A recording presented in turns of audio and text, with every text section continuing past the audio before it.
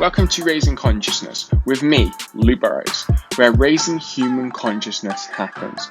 On this show, I'm joined by guests to cover a range of topics and have conversations that will raise human consciousness for current and future generations. Now, let's dive into today's show. Hi everyone, welcome back to Raising Consciousness with me, your host, Lou Burrows. And in today's episode, I'm joined by my good friend, Leeroy, and I'm really looking forward to today's conversation. Leeroy is someone who I've collaborated with in the past on Unorthodox Perspectives. So Leeroy, thank you so much for joining me today. It's a pleasure to have you here as always. Yeah, we'd love to, in a minute or so, kind of learn more or share more with the audience about who is Leeroy ultimately, and then we'll dive into the meat of today's episode, my friend. Thank you very much, Luke. Thank you for the invite once more to your platform. I'm always honored and thankful for whenever I'm invited to speak.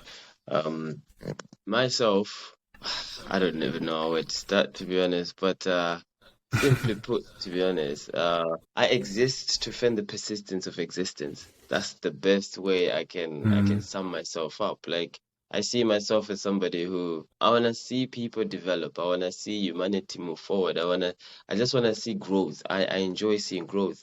And so I'm such a growth orientated person myself that I'm constantly also trying to just share what I have found in my own journey in self-discovery. There comes a point in life where, like, you have to be symbiotically aligned in spirit, soul, and body, in needing to move forward beyond, like, your fears. And at that point, it almost becomes, it is not only necessary, it becomes inevitable that you move past whatever may be hindering you or whatever you might be finding difficult.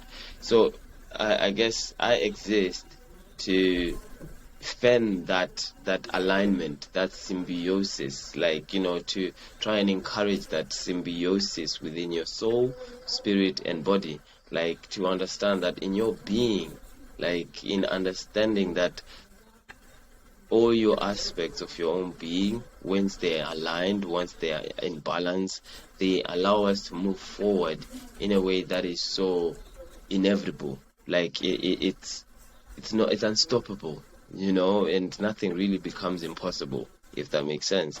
So like facilitating this nature of symbiosis through my writing, through my speaking, and through like facilitation as an entrepreneur and just somebody who knows people. I enjoy that aspect of being able to bring about two parties who may be in need of each other's contributions or services and seeing them grow forward. And that's where my facilitation comes into play. That is basically my mission, is to help the realignment of self in being. I do this by exemplifying this through my own life, my own style of life. I just try and share. I mean, I don't share as much, but I think that's something that I've been trying to work on just, sharing more from my own life, like how I do things and how I'm able to stay in this mental resilient, place, and just move through a lot, because that's one of the things that I have found within myself. Like, I'm very mentally resilient, and I am very thankful for that, because I do understand not a lot of people have that gift or have that blessing, so that's Leeroy. That's Leeroy in a nutshell. Amazing, man. Amazing. So I know that you also do, or have done a lot in the past as well, different businesses that, I feel like for both of us, every time we catch up or meet up or something, we're working on something new or developing an aspect of what we're doing. So we're always in that growth kind of place, right? That growth mindset, which really, I think, aligns with one of the topics that you wanted to talk about today. You wanted to bring to Raising Consciousness the show, which was around self-actualization and what it takes to live in an aligned spirit and body ultimately. And so, yeah, like what does self-actualization mean to you?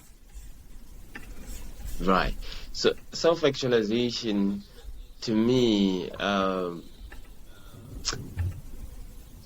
okay, I speak best when I can kind of give my own story as an example, I guess. Mm-hmm. And self-actualization to me, for example, I would say like it's the becoming that which you know you are within, like becoming that, Mm. becoming outside that which you know you are within yourself. You know, that is the actualization of self. I feel, and like I say, in my own example, like I went through a period, I think we've shared this many a times, but I won't go too deep into it. But like I went through a period when I was in uni, you know, I was at uni, I was doing a course which was, from the looks of it, you know, from observation, it's a good course, accounting and finance. You can go on and do quite a well. You know, you can find yourself in good positions and earn quite good Mm. money and live a good life. But those things did not really have any value to me beyond the Mm. materialistic nature of them. Like there wasn't really that much valuation that I saw in that, like in self, like how that is a representation of the value I feel within self. And so the idea that I could not see the value this was truly giving me to feel fulfilled, it was just bothersome for me. As a growth orientated person already, that was now becoming something that was impeding my own way of seeing my life, right? Seeing my future, seeing how I'm going about things. Not to say that I can predict my future, but having that anticipatory, like, excitement over your own life. Do you know what I mean? Mm. Not to Of have a course, you dread, know, like, of you know, course. dreadful. Yeah. So that was my own point of like questioning the the actualization that I was living that was not aligned to the self I knew I had in me, the being that I knew Mm. myself to be, or at that point, not necessarily as clear as I do now, but it's its self-actualization is the result of questioning the actualization you find self in today and not liking it, and then working your way to finding the self that you would want to bring about to the world. That is Mm. self-actualization, according to me.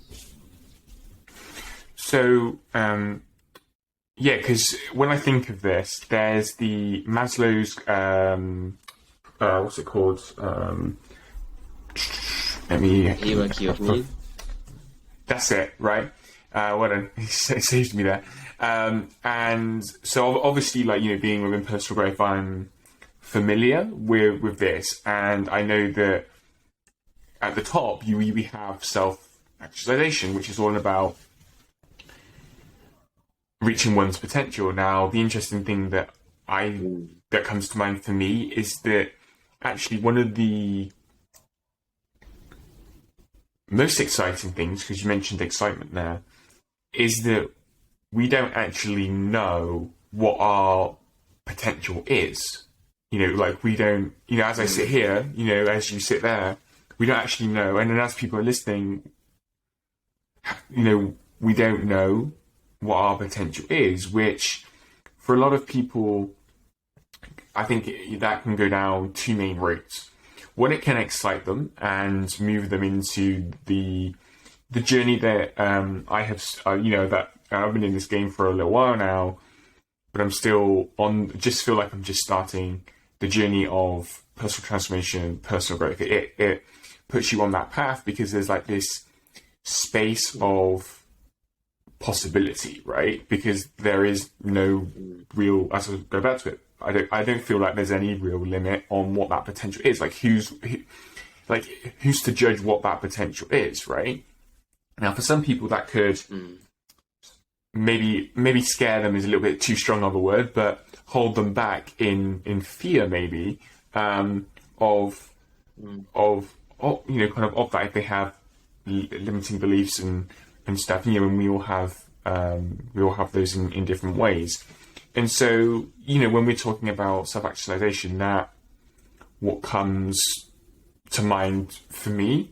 And I don't know if you're familiar with the concept of the map of consciousness. It was developed by a guy called David Hawkins, so I've come across this probably like a month ago, right? And basically you have the map of consciousness, and it's got different levels. So you have enlightenment at the top, and then you have shame at the bottom. And so this also comes to mind for me when we talk about self-actualization, because on the one end, as we was talking about with Maslow's the principle of needs, we have like the basics all the way to self-actualization. And for me, when we're in that place of being, I don't know if this is even a word, but being self-actualized, right?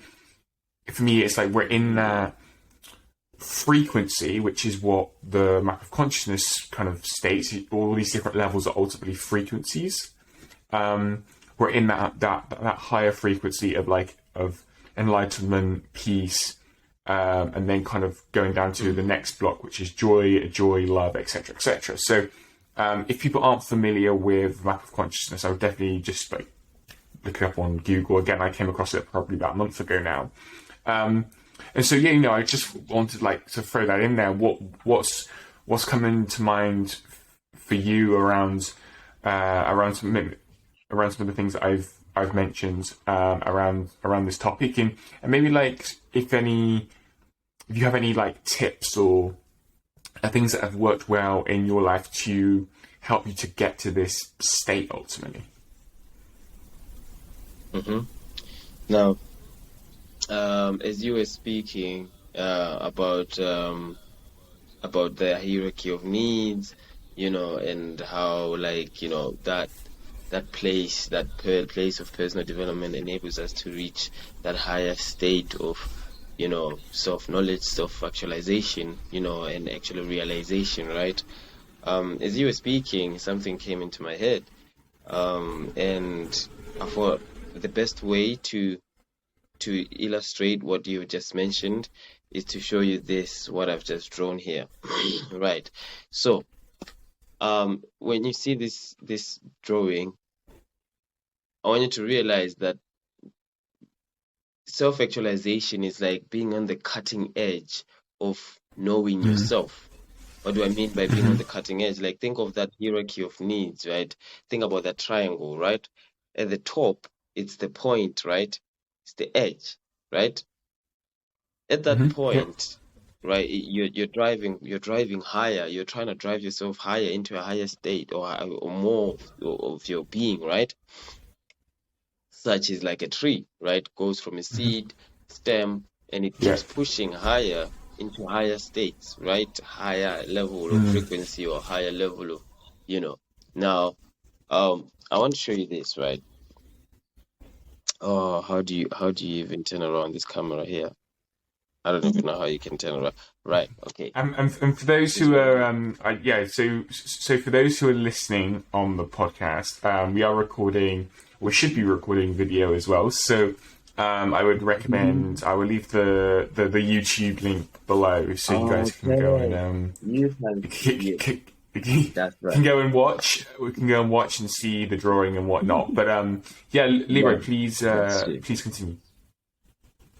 Sure, thank you.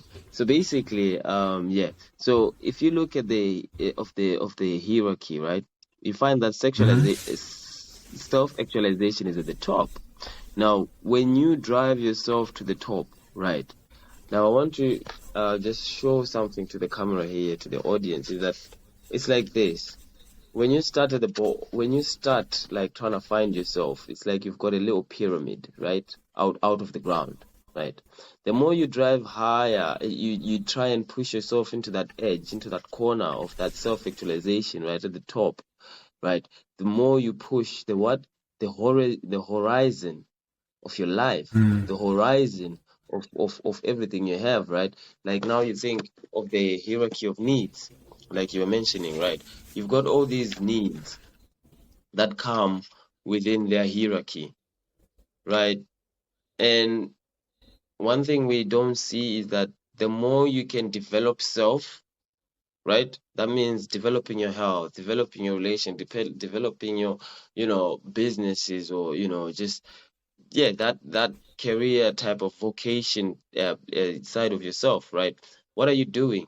You are raising yourself higher, which means all the other levels below also become wider, because as the triangle gets higher, right, it grows, it gets bigger, right? Meaning there's Mm, more space for these other levels of your life to actually have more wealth, or more relation, more time, everything like that. But it all centers down to that point of mm, you developing self and self-actualizing and self-realization, right?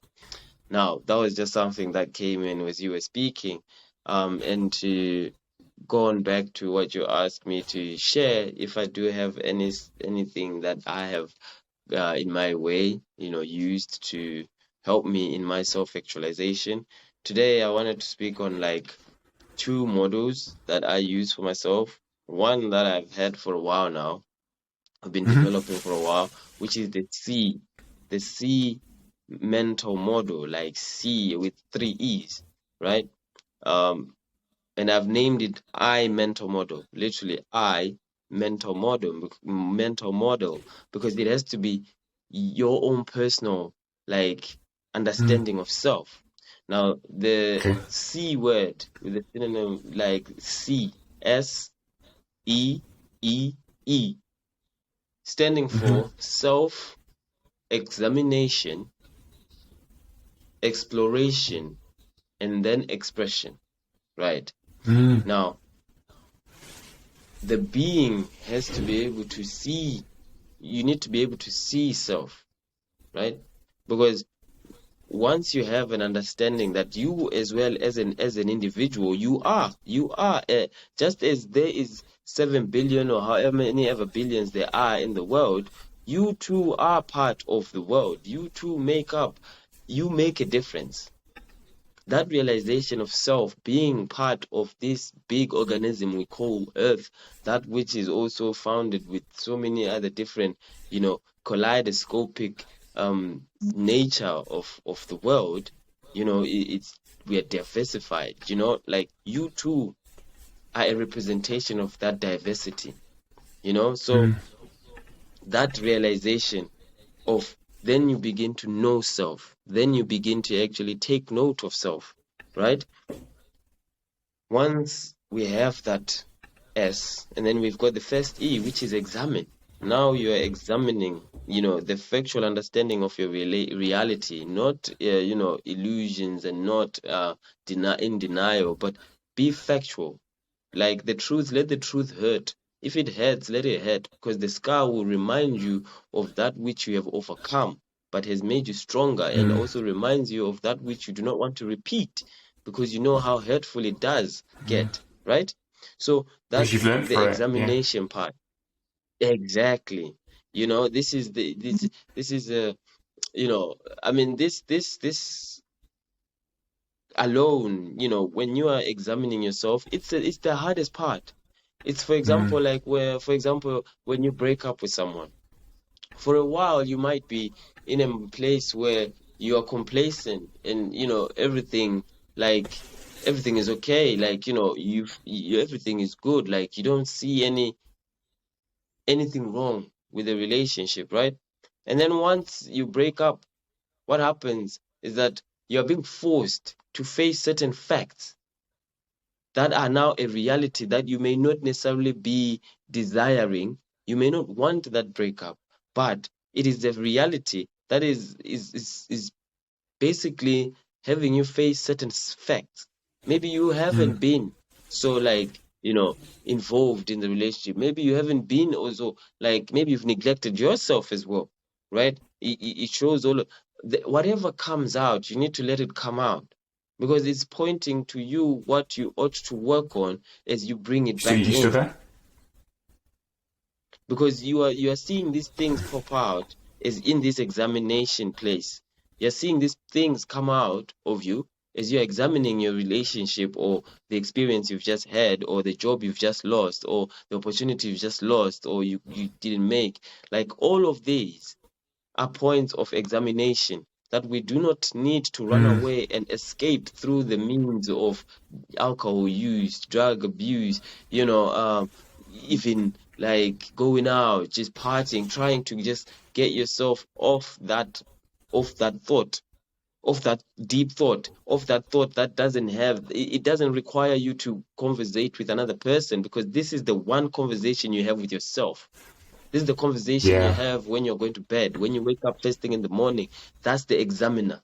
That is your own examination of self you're having there, right? I won't go much into that. And then you've got the exploration part, Yeah. right? Now, when you're coming into the exploration, now you're discovering, those individuated thoughts and skills and gifts, like that exploration now from the examination that you have taken upon your life in a real factual like approach allows you now to identify your own being from a reality point of perspective, and understanding that what you have found is true. So the skills you would have discovered within yourself, or the gifts you would have discovered within yourself, or the thought patterns you start like having within yourself, in trying to now have a different self narrative and narration over yourself, like the self talk, right? You're exploring a different way to what, to tackling or to moving on or to growing or to so now we take that example of the breakup again now into the exploration part.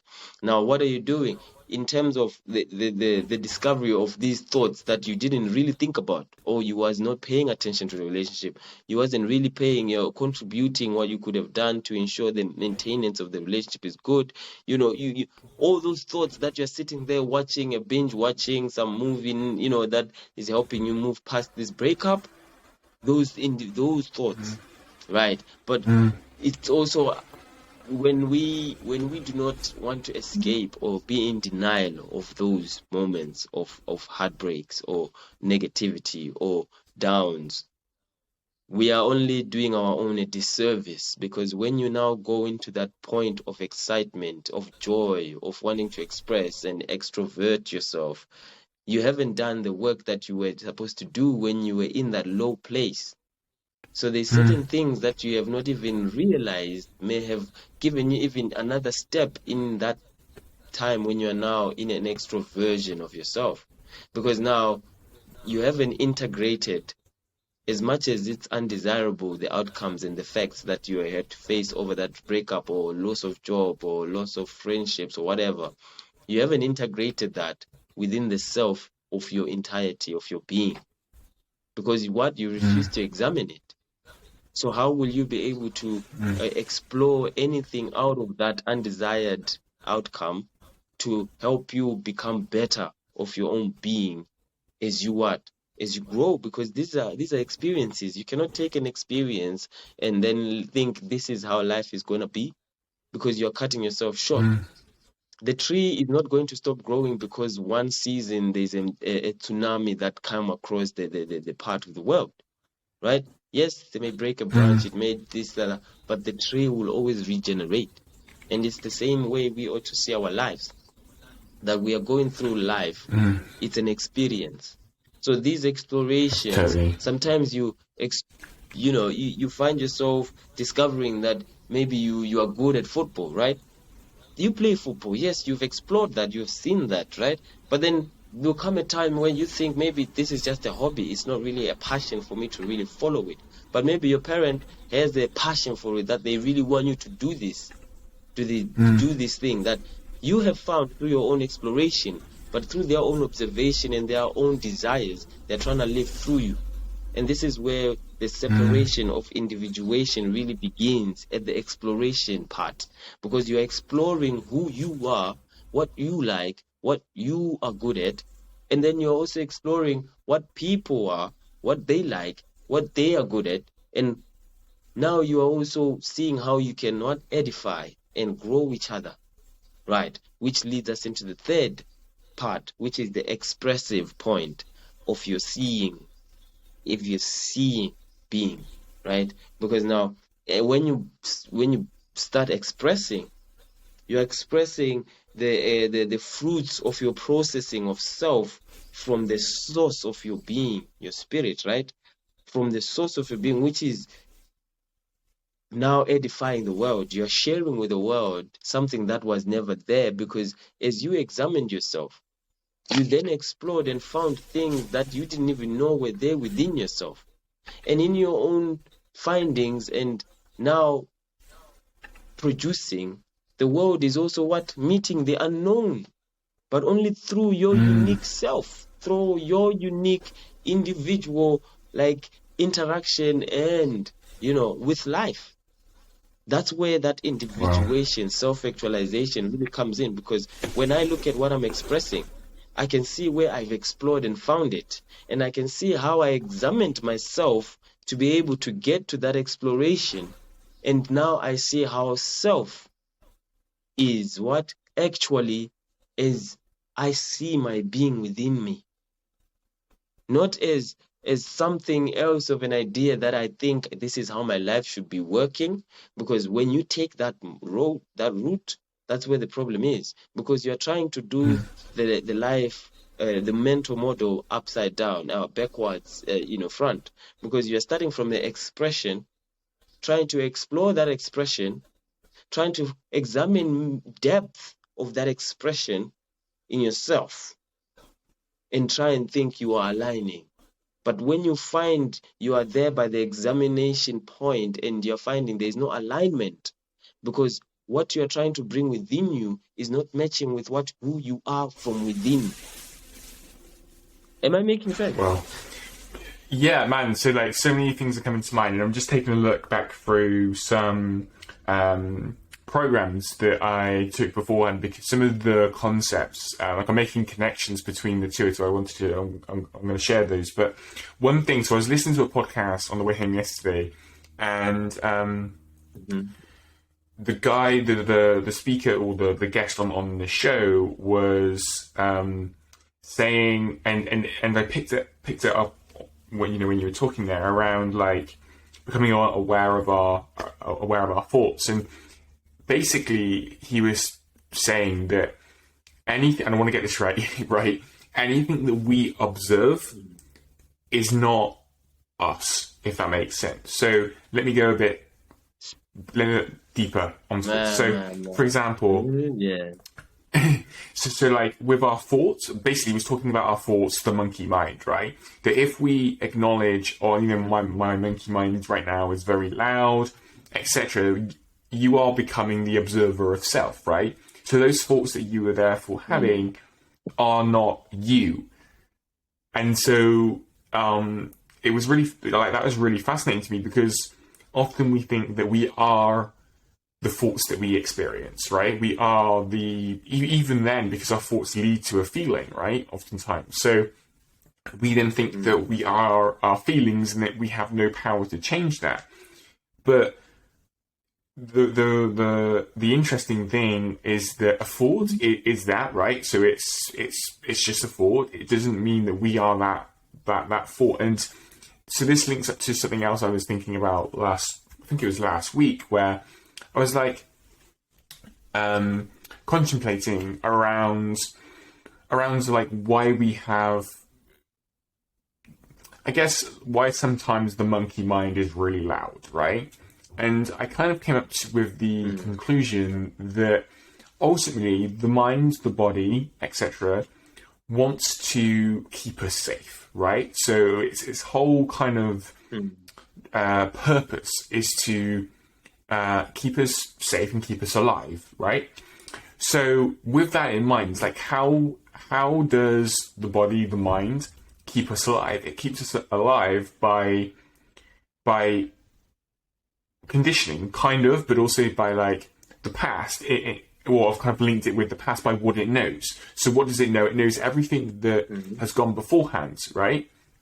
So it's operating from everything that we know, which is the past.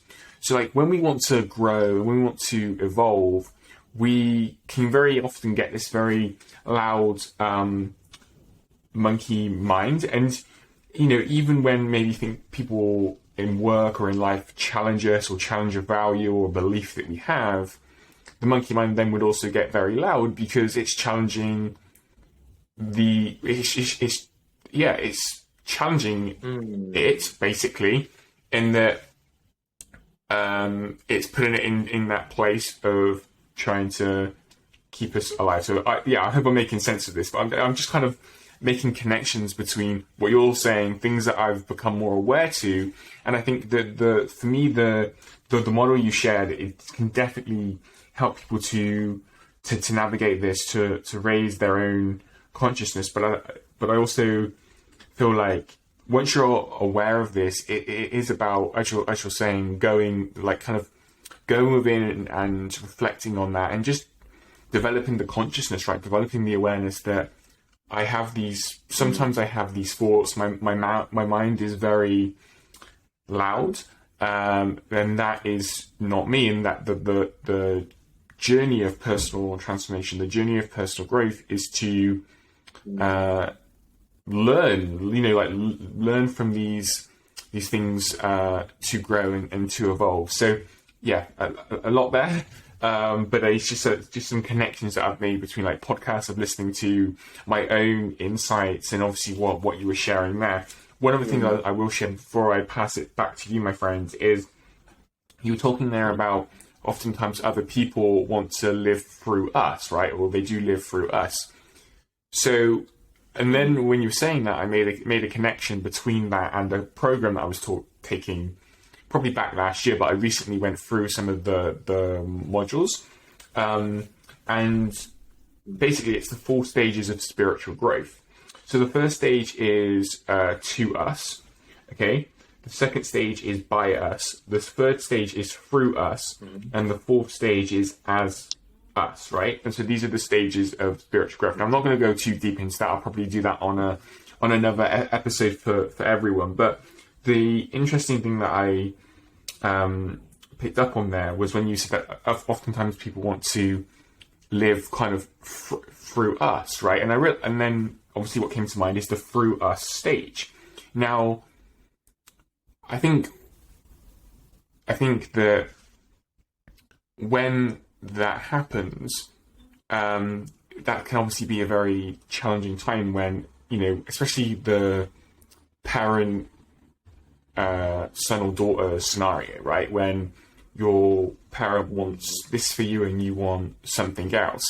But what I've come to understand is that they just want the best for you, and they're operating from the highest level of consciousness that they can, and that we are to using this concept of spiritual growth is to really just to become aware of that and step into our own spirit and to live life, through and as us, as who we are. And really what these 4 stages kind of highlights in the program, in the course, is that it's about like living life where so it kind of links up with different stages of consciousness as well, but really the stages of a through us and as us, especially the as us stage, is that there we realize that there is no separation between us and life, right? Life is living, like we are, it is one. And I think that when people try to live through you, they are they haven't realized this, right? They haven't realized that, and so which is why they want to sometimes out of good intentions, sometimes bad intentions, want to control, for want of a better term, other people. So man, I'll throw that back to you. Like, does that make sense to you? Does that align with some of the points that you were talking about? It definitely. Go on. Yeah, definitely. Sorry about it. It's just my excitement, as you were saying. I'm cutting you off there. But definitely, like, concerning like the first point you made in terms of like what we are scared of, like, these social like constructs, and like ways of perceiving ourselves and how we can be fearful of rejection. Like there's this book I've been reading called 101 Essays That Will Change the way you think, right? 101 Okay. essays that will change the way you think. And there's a passage I was literally reading last night. I will quickly just share with you in direct um, relation to that point of how we are scared, of we are scared, there's this social pain, right? And it goes, this is what it says, this little piece. It says, we can relieve social pain more than we can physical pain, which is another reason some researchers believe it is, in a sense, more damaging, right? When there aren't any psychological factors that play into physical pain or rather there is no innate instinct that we need to process or readjust ourselves to survive, we let the memory go. However, our brains will prioritize rejection and other social emotion or humiliation because we need to remain in the quote and unquote tribe to survive, right? It's that sense of wanting to maintain our membership of this tribe of society, of civilization. We ought to remove our mind from that fear of rejection, or fearing to be ostracized, or fearing to be outcasted, because that is generally it is a damaging illusion, because it is moving you away from your nature, your innate nature of adventure, of curiosity, of serendipity, of spontaneity. As a human being, we ought to go out there and live a life that is not hindered by what we constructed to be the acceptable way to live through life. Am I making sense? Absolutely, Right? and I think we can So boil. I think we that can boil that down to not just like society at large and wanting to feel part of the larger tribe, if we say, but even within our mm, like it's even geographical communities, yeah. workplace, family, even friendship group circle. It's more like I definitely experienced this. Yeah. it's it's something else. It's like what you're saying. The more you scale down, the deeper you see how this is something that's very common in a lot of relations. There's a fear of rejection and humiliation, and that sense of social pain, right? Like what this passage was saying, comparing that now to physical pain. When you get injured, your whole body, your whole anatomy understands that I need to sit at home to readjust to this pain and recover so that I can be able to go out and run again. Does it make sense? However, Of when it comes course. to emotional pains or social pain, we do not have that emotional intelligence to give ourselves the space to recover and readjust to the social reconstruction we have to make around how we see the world and who we are sharing that world with. Does it make sense? Now, Of course. that's about that first point you made. Yeah, because of time, I'm also just trying to keep up to what Yeah. you were talking on. And like on the second part, what you said, it also I had a connection with something I'm writing. I'm in the process of writing a book. This one is called The Black Family Unit. And literally the other day I was writing on this part about adults, right? And I'll just share a little bit. And I wrote, providing support, children and youth can find guidance, especially youth having branched out. It provides following generations the option, and when there is access to these different avenues of growth through sharing knowledge of practical experience, the children for aware the horizon for awareness can catapult the young to greater heights of self-understanding, awareness, and intellect of the family values, belief system, and execution models and style of life. Right. Being the backbone to the unquenchable desire of youth, self-actualization becomes more intentional and purposeful, as the exploration in youth is supported by the insight of how the adult chose their own paths in engineering and producing the accomplishments, or in our tree translation, the fruits of the fruits that they bear. Right. Now, I was mentioning that the adults, like you had said there in your point, that sometimes you find that it is out of their sometimes it is out of good intentions that they're trying to they almost, I guess, subconsciously are living through you, right? Uh, and they think what they have come to know is such of importance that you ought to regard it and take it and practice it as they are telling you. And if you go against it, it somehow represents disrespect, and like not necessarily having that like acceptance of I their know what you mean. guidance. Yeah. However, like as I'm mentioning here, that it should also, they shouldn't look at it like that. However, they should just almost, there's a beauty in their like foresight. But when they try use it almost to say we don't know better because they have that foresight, they know better, they are impeding the way of the youth. Because now, the ideal, I guess, is that through their own experiences, as youth are coming into experiencing life, you should be able to go to your parents and say, I'm finding it difficult. Like, I've been dating this girl for 3 years. I'm this and this and that. We're having these problems, kind of things like that, right?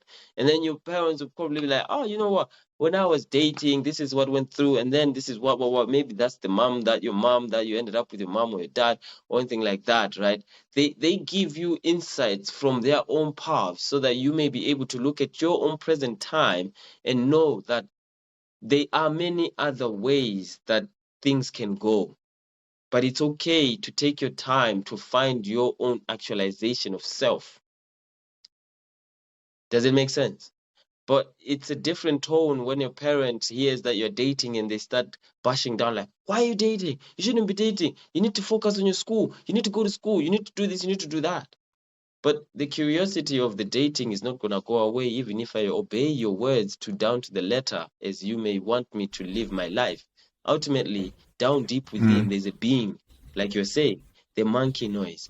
There is I'll use that as a segue back into the topic of self-actualization. As we were talking and you were asking me, like, what things could you share with the audience? I know our time is coming down. Like, in terms of, like, helping with self-actualization, like that, as I'm mentioning, the example of the flip side to the coin, when guidance is coming from a point of authoritarian, not from a point of uh a, literally a guide, someone you can Mm. go to and ask questions because you feel a bit foggy or blind over some matter, but this person has that experience, right? That they can now what they can almost relate, not to the T, but they understand, so that you may know that it is not the end of the world. So take your time, if that makes sense. Because as youth, like, Mm. you think, we come into life and you are full of energy and you are rushing into a lot of things. And because there hasn't been that cushion, that backbone from our own parents, we go into many, many mistakes and then learn by your own downfalls, only to come back into that point where you realize, hold on a minute, following all this monkey noise is not doing me any good. It's actually like taking me further and further away from from the being you knew in your childhood. This is why they always tell us, go and reconnect with your inner child, this and that. It's because at that point in time, you had this C mental model. You had the understanding that you were a being in the world who had a self, who had a name, which you examined when you were scolded or told to go and sit down at the corner, or you were told to do this and do that. And that examination allowed you to then explore within the boundaries that were created with your families and your parents and everyone around you who told you to do this, to do that, out of what? Not having power over your life at that time. And then you expressed that. So when we take that and we move into our adulthood and we don't go back and question the self-examination and exploration, the expression will still be based on the what? On the ideals and the belief system that were basically taught, you were taught in your growing up. So they are not self-actualized. They are societal actualized. That's why that noise you're talking about, it becomes from outside, right? Now, when I go to the certain things that I do, time to yourself, like, having that time to even go outside for 30 minutes of a walk, like, just walk even around the neighborhood. It doesn't have to be a park, just take a walk, right? It doesn't even need to be a walk. Just go and stand outside if you don't like walking, right? Just put yourself in a place where you're not doing anything like cognitively, like consuming, and you've got time to not think you are having to rush that moment you are having there. So it gives you time now to let that let that being start talking within you, like not the monkey noise, like you were saying, like not what you think should Leeroy, be, not your phone, not your phone. Yes, sorry to interrupt. So one thing that I think on that point would be very valuable for our audience is, so over the summer I was taking a program on intuition, right? And so I wanted to share this because, as you're saying, it's not about going out into nature or going for a walk or having that time to yourself because so I'll start again. So sometimes when we do that, our monkey minds can get louder, right? So then there's 2 points on that. The first point is that over time, to develop the awareness that, as I mentioned beforehand, that even when our monkey mind gets louder, to become aware of that and to realize that that is not you, going back to my earlier point. And then secondly, to then tap more into intuition, higher intelligence, whatever you want to call it. And that I learned that there's the difference, so the difference between our monkey mind and, let's call them like intuitive impulses, right? And the main challenge I had around this is that, so oftentimes like intuition can come up in a few different ways, but it often comes up as like a feeling, right? Now, when I would kind of say, when I would observe people and they would say, I had this feeling, right, that it was, I had this feeling, because feeling is also linked to emotion, and in the emotional state that we're in, our monkey mind can also put us in an emotional state. So sometimes it can get confusing whether it's actually pure intuition or if it's some way, an emotion that our monkey mind has put us in, if that makes sense. Now, some of the things that I learned on this is that when it's intuition, it's almost like there is so one is that it feels true for you in that moment.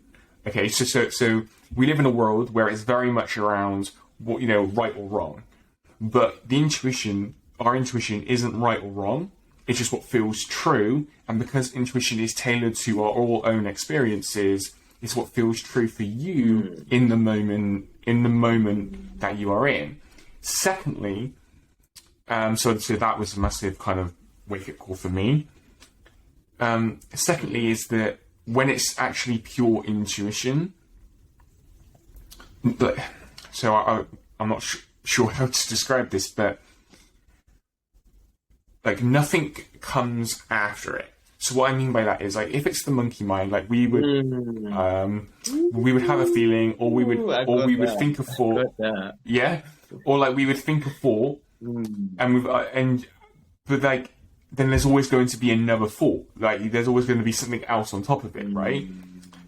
So I actually, as I'm saying this, link it up to the word but, right?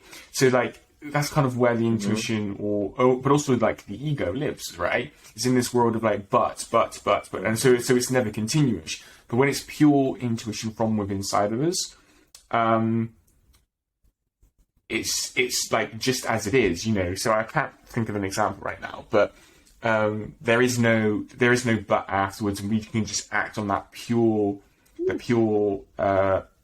intuitive impulse. Final thing on intuition, and there's so many things that I learned through taking this program, is that oftentimes we feel the intuition is like a whole full body experience, right? So and you see what I'm saying? Because oftentimes, like, if we feel like I don't know, let's just say like something in our monkey mind, right? It would often be like maybe within our head, or you know, it's not a full body kind of experience that moves us also into some sort of action next, right? So that's just a few things that I picked up on intuition. I'm still like incorporating it, implementing it into my own life, but yeah, I just picked up on that. You know, as you were talking there, because I want people to kind of know the difference between the two. I am a little bit conscious on time, and I believe beforehand you said you had a second model to share. So I would love to kind of get your thoughts on what I just shared with you then, and then if you can, like in, I don't know, 90 seconds or something, go through the second model, just so we can share that value with our audience. The second one, like because of time, the second one would be it would be a cliffhanger if I was to start it. Yeah. Maybe we just do a whole episode on that. Just bring back on, and we can just talk a whole episode on that. Remember, I think I shared it a bit. I shared it with you a bit. You know that time chart I had created. The time one, okay. Remember the time? Okay, yeah, let's do that. Okay, yeah, let's do that. I've developed a bit on it, and it's quite it's. Yeah, it's deep, man. Like, I'm like, yo, it's just. Yeah, it's very deep. Okay, awesome. Sorry, audience. Like, we're just kind of like changing everything. But yeah, so we'd love to hear your thoughts on intuition. Any final thoughts you have, and then we'll bring you back on to discuss your model all around time. Definitely. Like, in terms of like intuition, like what you're mentioning there's a video I will share with you. You can share with the audience maybe in your descriptions. Like, there's a video I found. This video, I had saved it for probably over 2 years on my YouTube, like, you know, watch later list. And then the other day, like a week or so ago, like I just thought, I was just looking at whatever to watch. Like I'm very intentional about what to watch. That's why sometimes that's another thing as well, side note, be very intentional, even when you're going on social media, like, you know, YouTube, whatever, be very intentional with the content you want. Like you were mentioning, the monkey mind, like the content we put into our mind, half the time is what we have to conversate within ourselves, with our being, if that makes sense. Like, but yeah, as I was saying, like, so this video, it broke down how anxiety is just a symptom. It's not the cause. Anxiety is a symptom because it points to you that which you should be doing, but you're not. Right? Right. First point. Now, when I tie it, how does that tie with intuition? Right. As I was watching this video, like, you see for yourself, what the person presenting this was presenting was that we live on two models within our own systems of belief, either faith or doubt. Now, that is something within you, from within. And then when you interact with the world, you get feelings. Those are the feelings that we get, right? When you are out, you're having fun, you know, these are feelings, right? that you get when you're having to go to work. There's a feeling you have when you're having to produce something. There's a feeling you have, right? Now, what happens is when you choose, let's say, for example, you're anxious about uh, an event you're supposed to go to, right? What does that do? It it basically stops you from even going anywhere, right? You become paralyzed. Literally, you don't even want to go outdoor. You don't even want to do anything. You don't even want to think about that. But yet you keep thinking about it. What anxiety is you thinking about an undesired state or outcome, right? Which then gives you a paralyzing feeling of self, because now you are moving in a doubtful system of self. That within you, it's more, what's coming from within you is more doubt than faith, right? Faith is something that now, if you had an anticipation is now the opposite of anxiety. Anticipation is literally if it was a coin, there's anxiety one side, there's anticipation on the other side. So whenever you're anxious, to all the listeners, next time whenever you're anxious, look at that. What is it that I do not want to anticipate? Because what happens is that when you are now in that state of belief and faith, right? Whatever you are interacting with gives you the feelings of anticipation. So for example, now we take that example of going out to an event, right? Now you are moving with the feeling of faith over that event. Like, what? There's something good at that event. There should be something good for me at that event, right? You know what? I'm gonna go. This is what? This is anticipation. We are not expectation. There's a very clear line between expectation and anticipation. Anticipation is knowing that your actions today are gonna produce an outcome tomorrow that you are anticipating for in your acting today. Anxiety is having a thought of undesired outcome of tomorrow and not doing anything today to maintain that outcome not coming out. That's the difference, right? And faith works with anticipation, because when you are anticipating, you are acting today in the faith that what you are anticipating tomorrow will come to be, but only if you act today. Hence why you move with faith and action and fervency. But when you are anxious about it, you don't even move. You won't even go out to look for an outfit, to look your best part when you go to that event, when because you are in an anxious place. And so you are in a place of doubt. How does that tie in with Makes sense. intuition? Like you're asking now, intuition is almost the faith part of your being.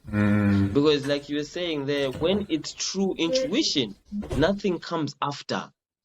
When it's true intuition, when your intuition is truly saying that which you ought to do is this, and you don't hear the second thought to say, but if you do this, this and that, but that's the end, that there's nothing that's coming after that.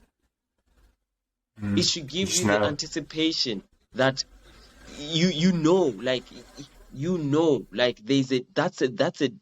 that's definitive. Like that, nothing coming after is a definition, and you should take that and move with it. Not try and think of other ways to try and poke holes to what your intuition has just pushed you to do. Because the more you can act on that is faith, because you are acting in the anticipation of something that you have not seen yet, but it is coming from where? From an intuited place, which is very definitive. So even if you do not know the outcome of what you are now doing out of that intuition, it is an act of faith, because there is purity from where the intent came from. You're not second guessing it.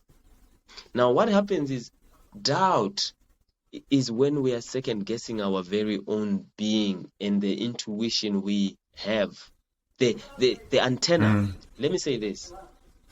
If it's like this, you and we are like a mobile phone. Here we were having technical difficulties earlier, right? Intuition is like the internet, it's like the network, not internet, the network. The network that allows me to be able to call you or receive the internet, right? That is the antenna, right? Back in the old times, the phones would have a little antenna, like just like a vehicle, right? Like that antenna that we see for the radio, right? Now imagine yourself. I want you to walk out like our audience here listening. Think of yourself in that manner. Think like you've got an antenna on your head or somewhere, right? That antenna is how you connect to the frequencies of the people you interact with. That antenna is how you draw and attract that which you want and how you want to move with life. That antenna, right? Now, if my antenna is not tuned in, think about the radio in the car. If you do not tune your radio station, the radio to the station, remember now, station, right? Words are very powerful. I keep re-emphasizing certain words, but it's because if you were to search up those words, it would really like deepen your understanding of certain things. Because now look at this. The antenna, just like an intuition, right? When you are intuited as a person, when you are acting upon that faith of you, a being within the world, yet still having the connection to a higher self, right? Your own higher self. That when you allow that higher self to flood through you with that intuition of pure intuition, right? Your action should not come from a place where you have deliberated and, discussed with yourself so many different times. No, because you're coming from a place of there's nothing that came after that instruction, so I'm going to do this until the next instruction comes. What happens is usually your intuition will move you it will move you before you even see insight towards that which is meant for you. Man, powerful. Did you get that? 100%. And these things, 100%. Those. Oh man, like it's just kind of making more sense. Obviously, with the program and things that I took, that came up. That came up. The intuition. So two things that came up that is linked to what you just said. One, it will move you, and two is that it is a disruptor, right? That when you live from this intuitive place, obviously it will move you into certain actions. The outside world will have no idea why you are doing that thing. So it will disrupt, right? However, the challenge then is that when we live from this place, oftentimes we retreat because of that fact. When you live with intuition, and you mentioned beforehand around faith, and you have faith, and you trust intuition, then you just move, right? It doesn't matter about the outside world. You don't retreat because you have trust in your intuition, and that's what I think that we are.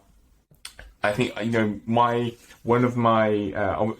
so with my mission to obviously raise consciousness and to help people to ultimately like live full out. Part of that is living their best intuitive life, and that is a goal. That is a wish. That is something that I hope for everyone. So, Leeroy, oh my God, thank you so much for coming onto the show today and kind of sharing all of your wisdom. We are going to do one.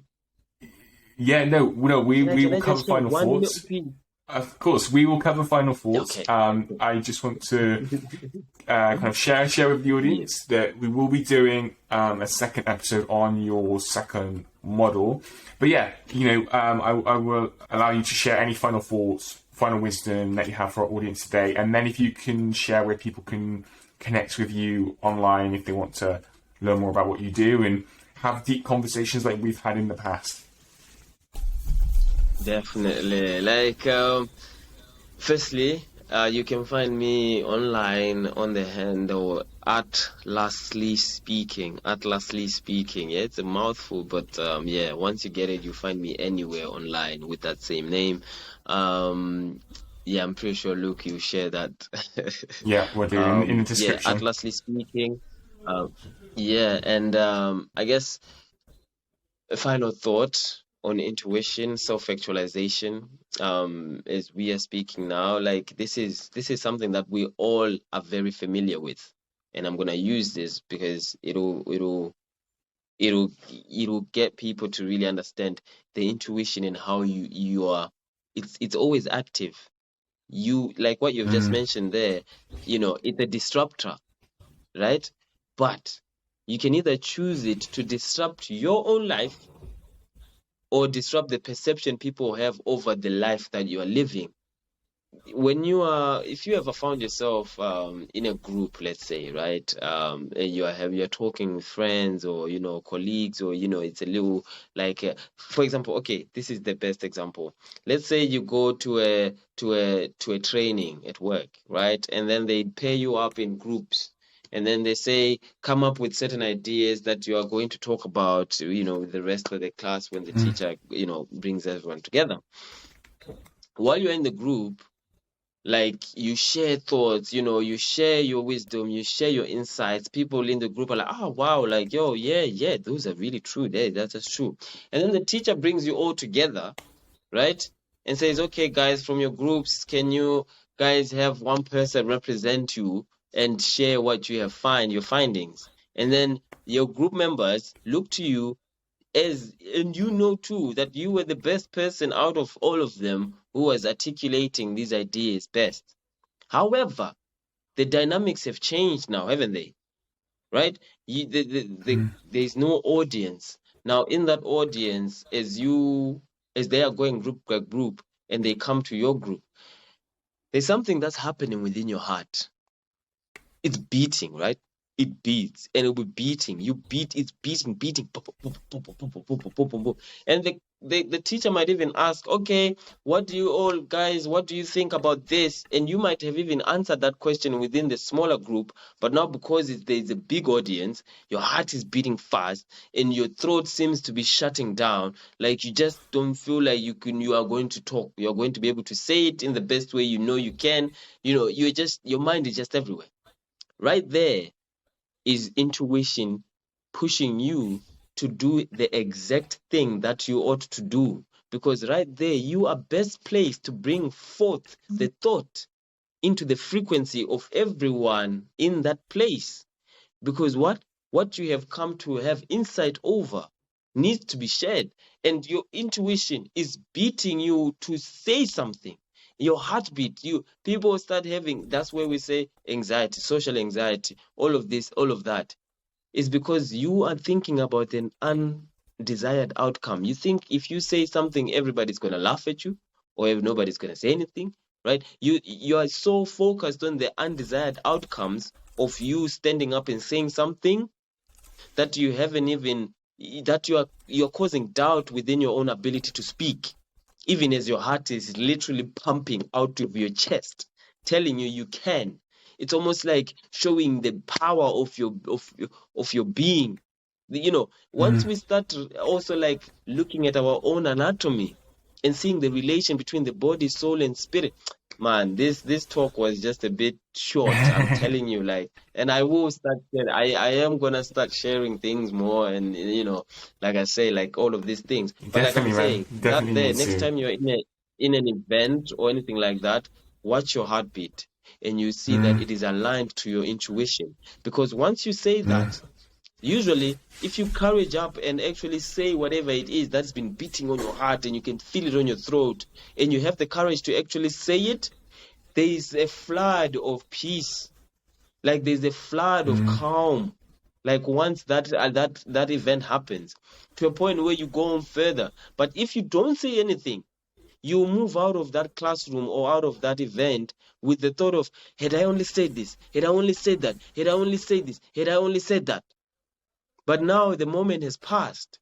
And now you are disrupting your own life because now you are not present in that moment. You are moving from that class anymore because you are still mm, thinking about that one moment. You should have truly been yourself.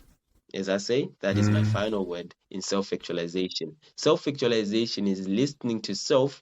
And like you said it best, It's true intuition when nothing comes after. And that's when you know you are actualizing self, when you do not question yourself from the point you have come to define as you. That's me. Wow, man. Like I could, it's interesting. The last episode that I did, maybe the one before that, I don't know. Like, there's been a few episodes recently where we went over an hour. I could have done another hour, but I want to be mindful of kind of your time, obviously my time, and the listeners' time as well. So we will definitely do a second episode to And dive more into your time the model. second model as well. Sorry to cut you off. Yeah, it ties into the second model, like what you're mentioning. Time is very important. But yeah, that's my Of course. last cut. You finish up. But anyway, no. Thank you so much. Definitely, I would definitely include your links down below so people can find you online, Instagram, LinkedIn, etc., and also your website.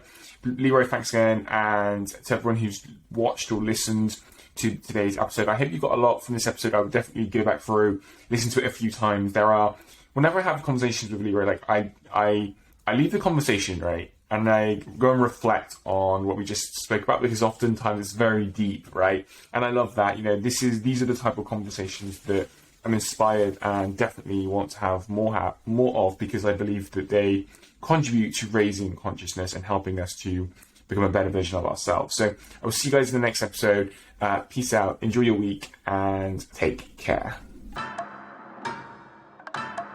If you got value from this episode, found it insightful, or learned a thing or two, please leave a review where you can let everyone know that this show is worth checking out. I appreciate you so much. You'll be hearing from me in the next episode.